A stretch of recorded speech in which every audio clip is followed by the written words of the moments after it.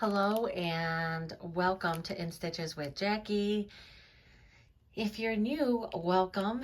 Today is Saturday and I am working on some Saturday WIPS.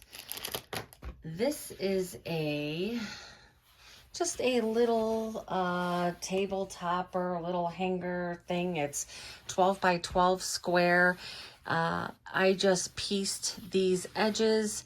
All of this was laser cut, so all the lettering and the little coffee mug and the stars were all laser cut. So they came in a kit and I purchased it from my girlfriend's quilt shop, and just a cute little project to put together. Of course, you can see that hot cocoa bar. This is not a horribly old WIP. This is just from around the holidays, obviously. That I had a lot of fun putting it together. There is another little piece here. Geez, I keep losing it. I have lost this little piece multiple times, and this is just, I'm pretty sure that I kind of think I was supposed to fuse those. I'm not really sure, but I'm going to cut these off, and I'm just gonna, with a little bit before I change my thread, and I'm just going to put some straight stitches and stitch those on there. So that is just the marshmallows for that. Very small, again, 12 by 12. I have a black binding, and I'm going to try something different. And what I'm going to try today, for the first time, I've seen this demonstrated on my girlfriend's quilt shop a couple times now, and I actually did not purchase this. A friend got me this, gave it to me as a gift because I had told her about the video. She was very interested in it, so she was at a quilt show and decided to pick some up. So that also was about 6 or 8 months ago, something like that. So I thought, what a perfect time to open this up and try this Fusible. It's called Charlotte's Fusible Web, and it's by Superior Threads. And what this is it's a fusible thread. Exactly what it says. And you put this in your bobbin, and I'm not even sure how thin this is. It's kind of a very silky, soft thread. So I am going to stitch this on. Oh yeah, it is kind of a thick thread. Indeed it is. Look at when I ravel it back on there, how thick it is. So I'm going to put some of this, only a bit of it on. I'm going to do 2 bindings today, but I'm only going to put a bit on here because this is my Bernina bobbin, which we all know is like twice the size of a regular bobbin. I'm afraid it will whip up the whole spool if I try to fill this bobbin up. So I'm going to put this on my machine, and I am going to get this on here so that I can use this. This will be, again, in the bobbin. So I'll have regular thread on the top, and this fusible will be put in the bobbin.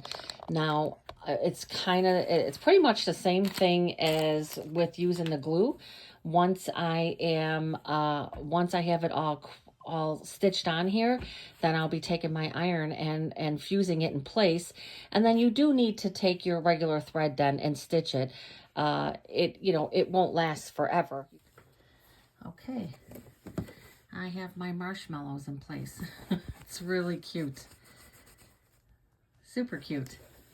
All right, now I am going to put now I'm going to put my fusible thread on the bobbin. Wish me luck that I don't have any issues getting it on there.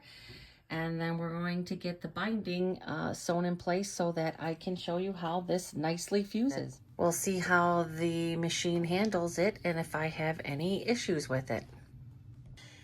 Okay, bobbin is all loaded. I have my 1/4 inch foot on. I have regular, like the gray, the Dove Aurifil.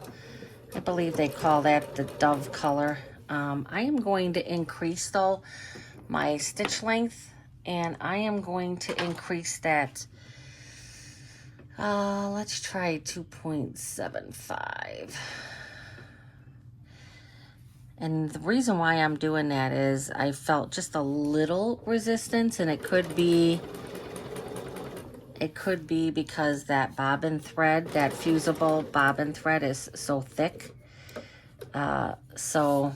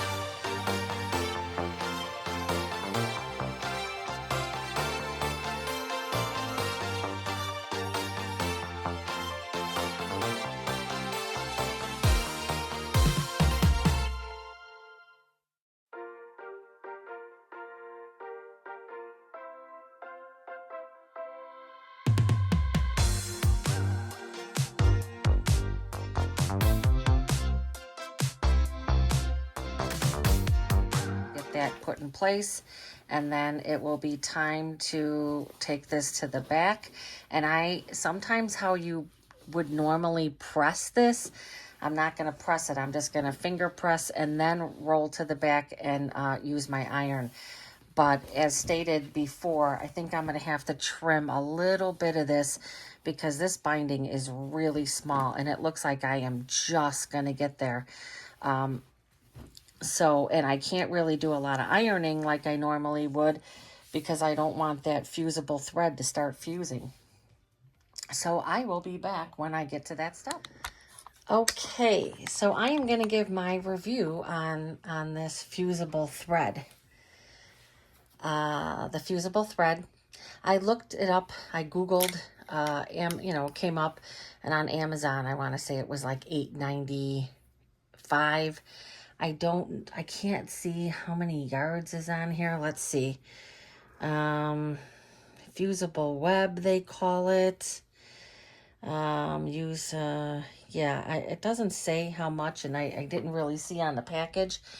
This is all I got fused down after multiple attempts. So I tried it first with my little Aliso iron, and it was not fusing at all. And I was like, okay.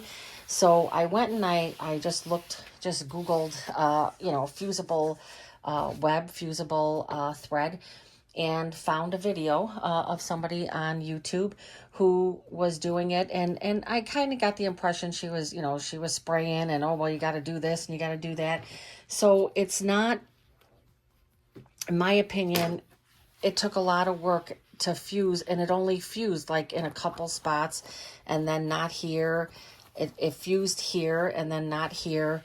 And I had to keep going over it. I had to keep spraying water. Now, it could be that this particular one is not good, but this definitely has not been sitting around a long time. Be any different, I stitched the front and wrapped to the back, and I don't think that should matter what direction you're going in. So, yeah, see, a little couple drops of the glue, and that went right down. I mean, I did have to go back over it a second time, but I'm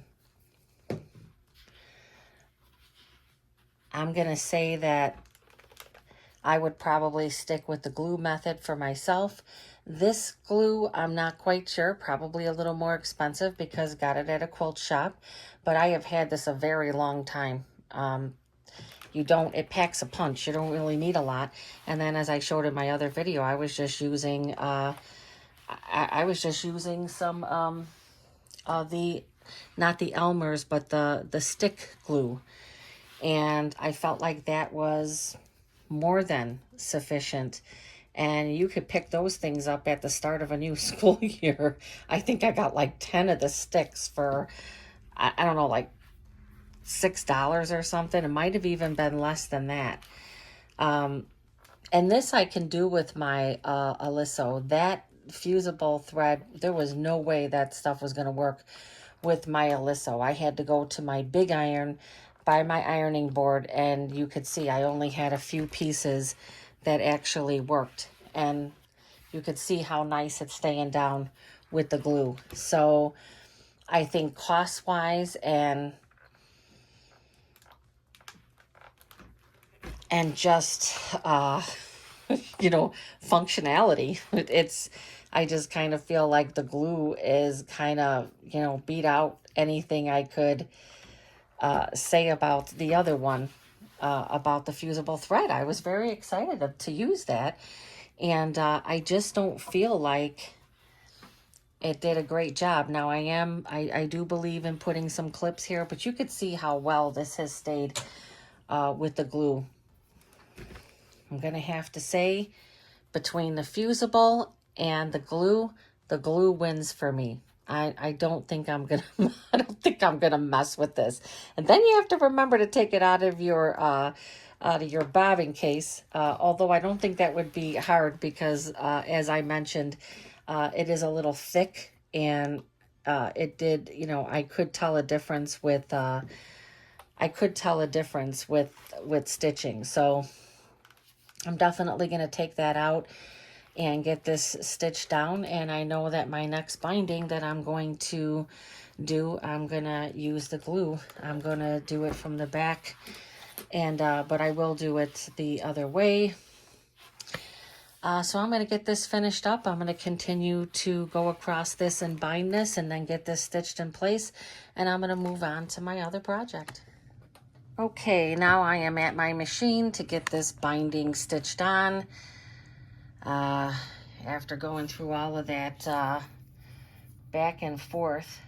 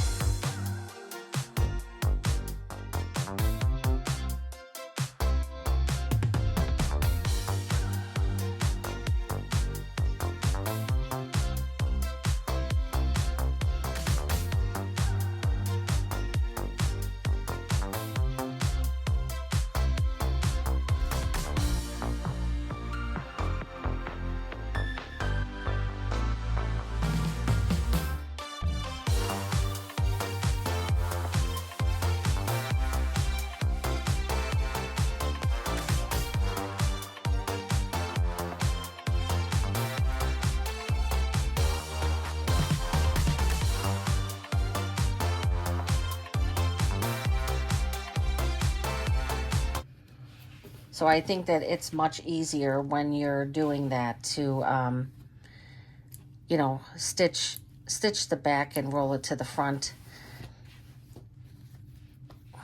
And there we go. My hot cocoa bar is done. I'm just going to take the iron and press these up a bit. Again, this little kit with this nicely laser cut applique letters here came from my girlfriend's quilt shop. I'll put a little link on there, and I am going to be moving on to my next project. Okay, this is my second Saturday WIP that I decided to work on. Believe it or not, the only thing that is not done on this is my binding. You can see a pattern with me. I tend to like make projects and I get to the binding and I never do the binding. So I guess that's telling me that I don't like to do bindings. So this is from Kimberbell's Cuties volume 2, and it was the so if that's February, March, is that the April one? So that looks like that was probably the April one. I wanted to make this one for St. Patrick's, and of course I didn't get around to that. And I have, it's kind of funny, well, I have this volume 1 January to June, and then I have the July to December, but then I also have another one. So I think there might be one that I'm missing. This is the Easter one. I'm not sure that I'm going to be able to start that. I know I have a kit for this one for the let's find it real fast. I fell in love with these when I saw that Kimberbell came out with these. And I had an intention to make this for, yeah, this is May actually. So you could see I did have the kit for this one. I picked it up at my local quilt shop. It was a deal. Otherwise, I try to use my own. Now, the next one, I'm definitely going to do the ice cream one. It's a Dresden, and I very much love Dresdens, and I am going to do a couple of Dresden projects. I really love the ice cream cones. So enough with that. I am going to do some of the projects out of there. I'm going to do a little series. My goal is, I consider this a WIP because I bought the book and I stitched this one and I stitched the December one of a different volume. And that was it. I never did any of the other ones. Now, you do have to buy the background quilting, but look at how beautiful it is. These butterflies are just gorgeous. So this is going to be a really nice summer one to put out. Absolutely love it. The quality of on this, all done in a hoop. So this is kind of like piecing. You can make so many other things and change things up with these. Really a lot that you can do with these. So because I did this a while ago, I don't have, I think the binding was supposed to be one of these, and I have a yellow one, but I don't like the way the yellow one looks next to it. And I have like some greens and such, but I don't have anything that matches. So I found this is Stargazer Tula, and absolutely feel like this is going to be a good match for it, because it does have the orange, it has purple, which there's no purple in here, but it has the teals, it has some of the oranges, it has yellow. So I just felt like it was going to pick up a lot of the same fabrics. So I am going to do a 2.5 inch border, I think, for this, because there is a little bit more. I back this with some grunge. It does have a little bit more bulk because of all the quilting. So I am going to cut this binding at 2.5 and stitch it on the back and wrap it to the front. And I'm going to do the glue basting and I will get this project done. But how beautiful is this? I will show it in completion when I have the binding done. But there you go. This is the next WIP I'm working on and going to whip up that binding now. I have been stitching my pieces here. I only have 4 of them to stitch. I didn't feel like marking them. I don't know how many people mark theirs. I don't have any kind of marking on this machine. I do have that, what do you call it, that miter tape or whatever. I do have that tape I can put on here. But I, for the most part, kind of take my chances, see how it goes. Oh, that kind of created a whole other little design there. All right. The only thing with doing bindings with fabrics like this is, well, again, I think it's going to be nice. You know, hopefully it comes out even, but I'm not doing anything particular to guarantee that. So I've got these sewn together, and I am going to press it off camera. Okay, I got these all together, and I am just going to press these seams open and then get my binding pressed. Oh, I cut that a little close. I did that a little blindly here.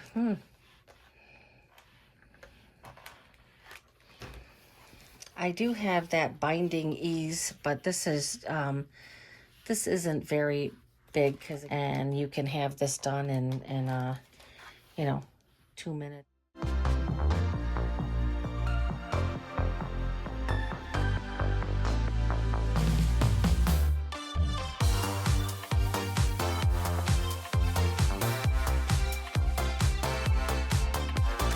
So I'm going to get it positioned in front of my Bernina. Okay, so I have this to the back.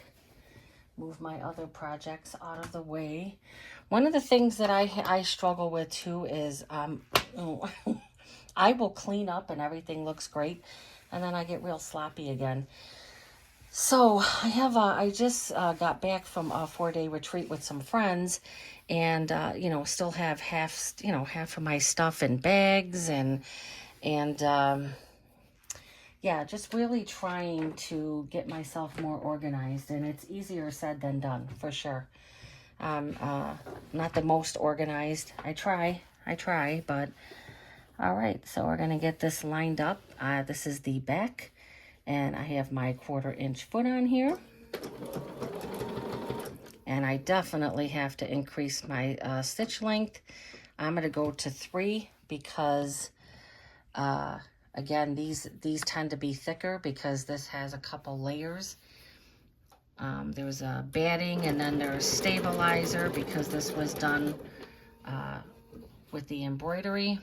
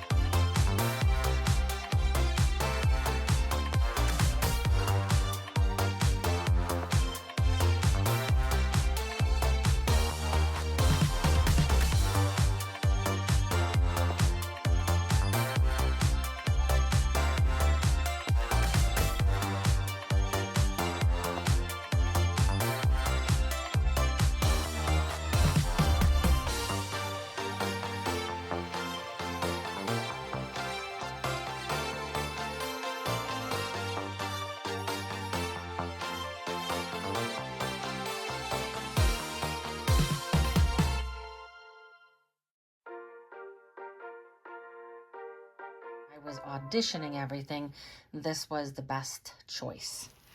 So I'm going to get that done and I'll be right back.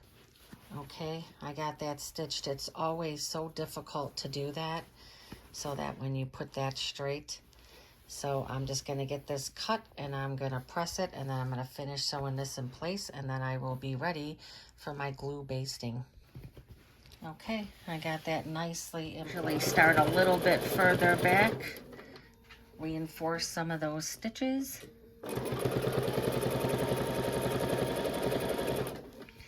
And get this done.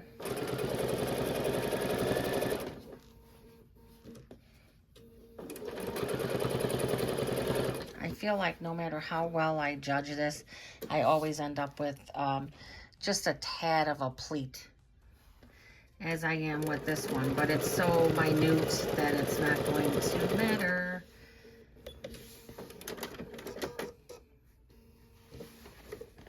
See, I have that little tiny pleat there, but that's not going to, little pleat right there. Does that kind of stuff bother anybody else? It seems to bother me more now than it ever did. God, I'm so glad that I'm getting this done. I have adored this ever since I got this completed. So I'm going to be pulling that over. I'm just going to show real fast. I think I'm going to use the little Elmer's one. Okay, just going to start a little bit. Let me move some things out of here. I had some binding left. So I'm going to use my Elmer's Disappearing Purple. This is what I used on the other one. I just took it to the side and just went along just like that. And I felt like at the time I got the best result, along with that other little one, but I kind of felt like this fused better than even the other one. And I think it's because of the coverage. I'm able to get better coverage with this. Look at how perfect. Look at how perfect. I love it. When I think about how much I struggled earlier, let me get this here so I can move this over. When I think about how much I struggled earlier, but I like this because I just go by the side and I'm able to just do a line, and it's not a big deal if you get that over here because it dries clear. It doesn't dry purple. Put that there and just kind of got to be careful too. I'm sure I have some glitter and stuff. The glitter, you want to make sure that you don't have direct on some of these. Always be careful and mindful that you have that stuff on there.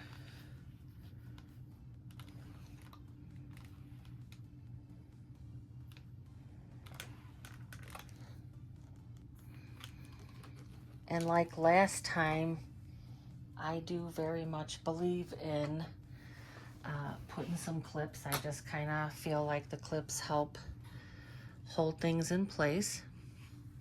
Like last time, I'm gonna get this fused and probably leave this till a little bit later, or I might even attack this tomorrow morning, which would be Sunday.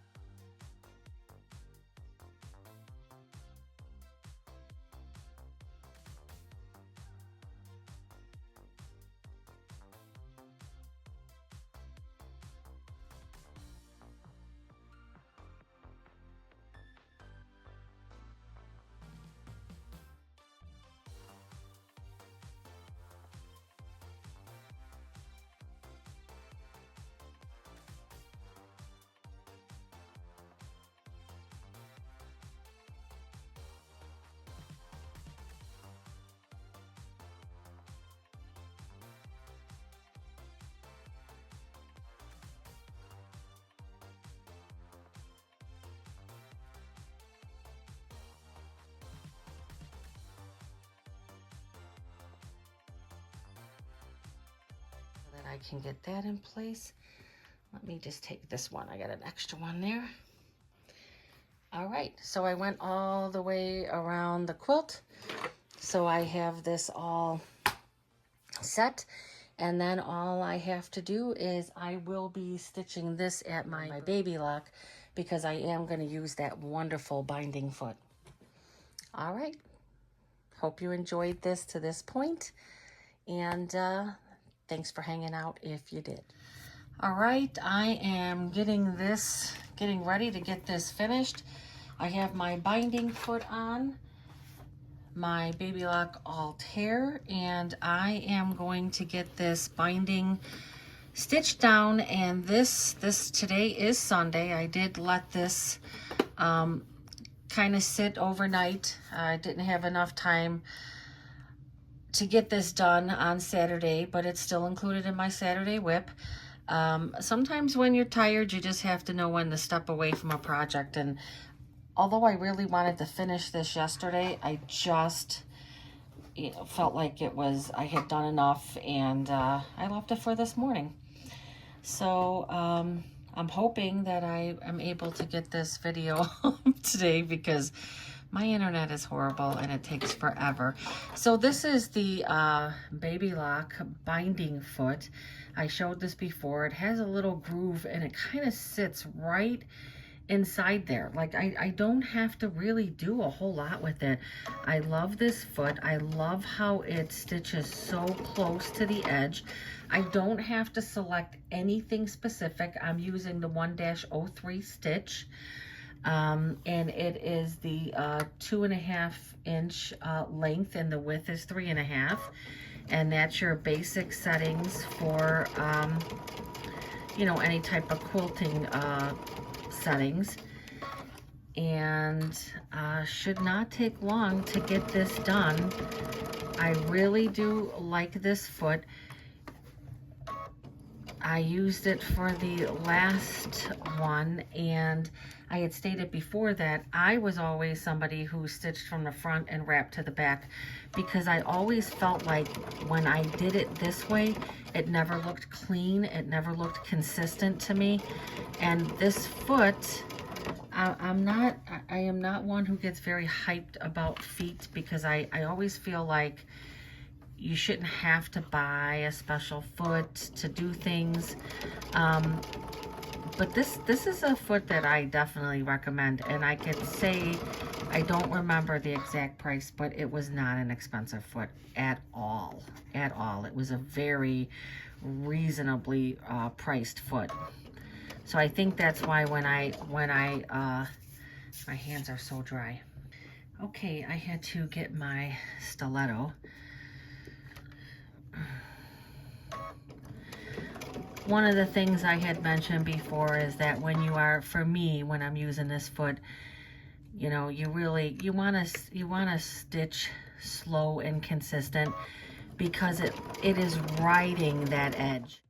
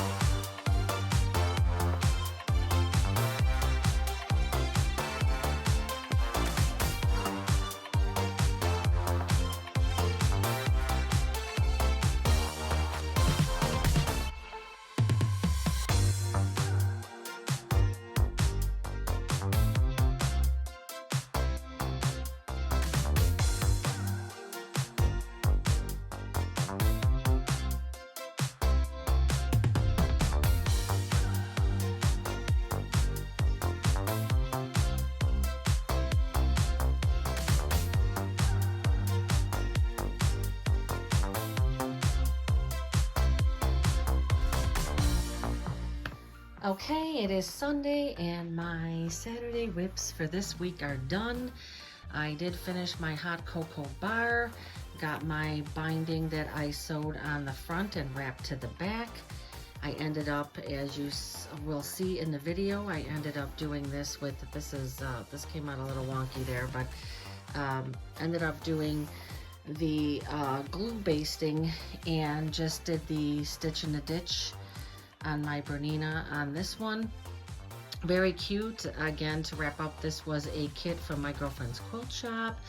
They do a lot of the, well, I shouldn't say a lot, but they have offered these kits where all of your lettering, everything was pre-cut. It was laser cut, and it also has the fusible adhesive on the back. So the fusible product, all you have to do, you don't have to peel paper. I don't remember that I had to, maybe I did have to peel the papers off of there.